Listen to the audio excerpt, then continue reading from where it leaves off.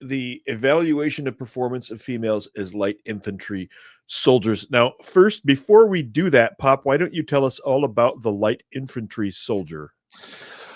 Okay, first of all, the light infantry soldier is an oxymoron because, yes, you're one dude with a pack, but that shit is not light, and you have to go everywhere on foot. Occasionally, they will drive you, somewhat near the objective, but not within, effective artillery range, which is, 12 to 15 miles. Or they will land you in a helicopter and you're still on foot. And you have to basically carry all your food, all your ammo, all of your medical supplies. If somebody gets hurt or killed, you got to bring them along with you. It's a fucking nightmare. And I loved it when I was light infantry, but I didn't have women serving alongside me because that would only make it that much more difficult. Because in the light infantry, the weak men don't last. They can't hang. I'm talking about the 150 or less pound dudes that don't have enough muscle mass, or the guys who show up who are too fat. They get crushed, and they have to be forced to lose weight, or they're done. Yeah, that was 2nd Infantry in Korea was mostly mech, but 2-9 Manchu basically acted as light infantry. They would do the Manchu Mile, which is a 19-mile forced march at night in the mountains in Korea. And I did 2 of those with them. And at the end, I mean, they're infantry. They get to the end of it, and they're, doing the infantry thing. We're like smoked. We're done.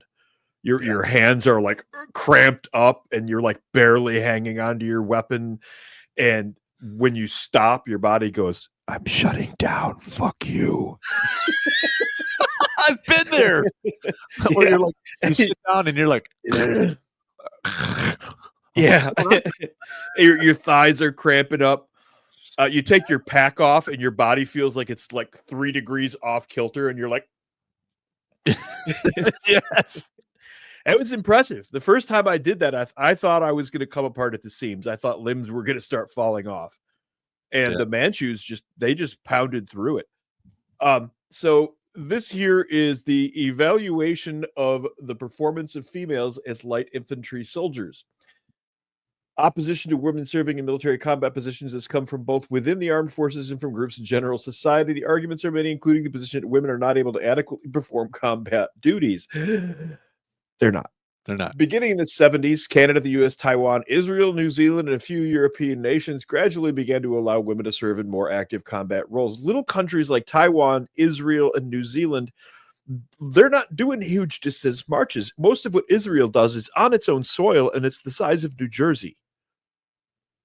They don't have to sustain for weeks and weeks and weeks in a foreign country and do 20-mile movements to get to their objective. Side note.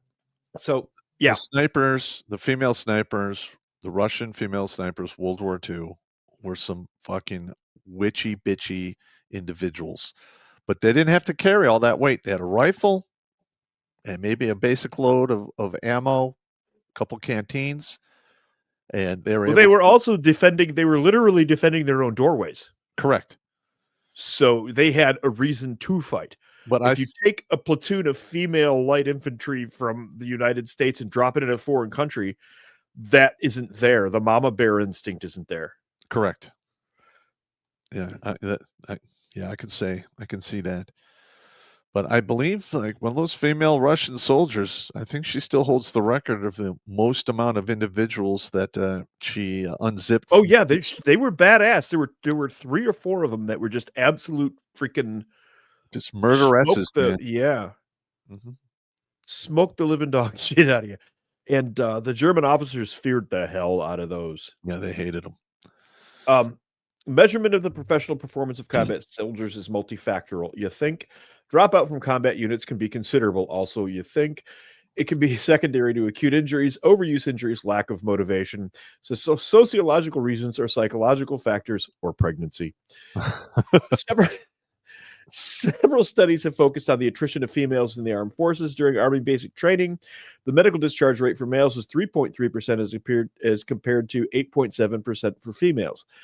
At 1 year, the attrition rate among female U.S. Marine Corps was reported to be 17%.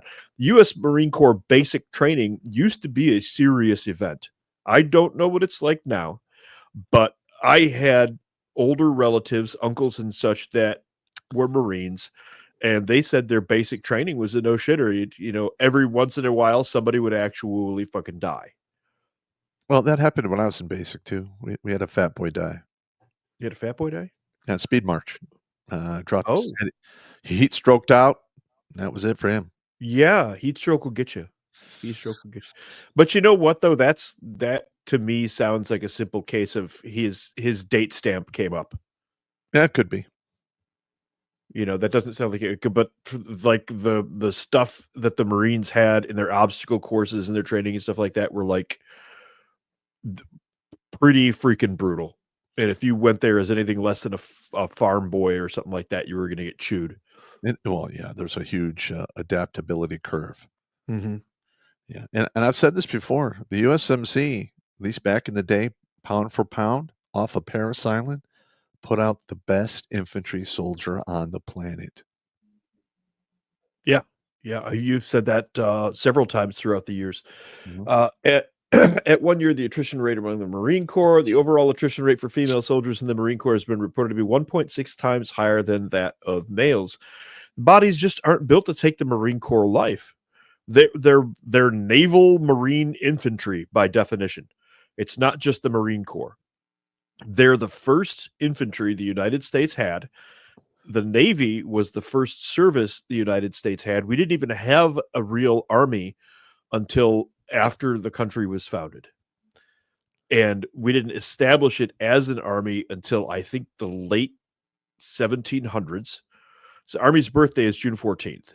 Uh-huh. But the Marine infantry was there like in 1760 or something. I think they organized that. I'd have to go back and look it up, but they were around for quite a while. And their whole purpose was to jump off of or fight hand to hand between ships. The Marine Corps hymn, from the halls of Montezuma to the shores of Tripoli, the Marine Corps infantry went into Tripoli and killed pirates on ships because pirates were attacking American ships. That's what that's all about. Most people don't even know that story. It's unfortunate, but that's absolutely true. Yeah. So in 1995, the Israeli Supreme Court ruled that the Israel Ministry of Defense policy of not allowing women to entrance into the Air Force pilots course was solely gender and therefore constituted unlawful discrimination. Can you do the zero-G polls? Because I heard those suck. This decision initiated radical changes in the combat active service opportunities for women in the Israel Defense Forces. Today, women serve in combat roles in many IDF units, including the Light Infantry Brigade, Caracal, anti-aircraft units, the Home Front Command, and the Border Police in the Navy and Air Force. In view of the controversy about females serving in combat positions, we undertook a study to compare the long-term performance.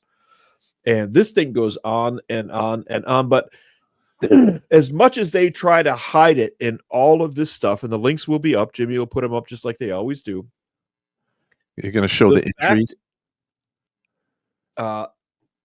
They just can't take it.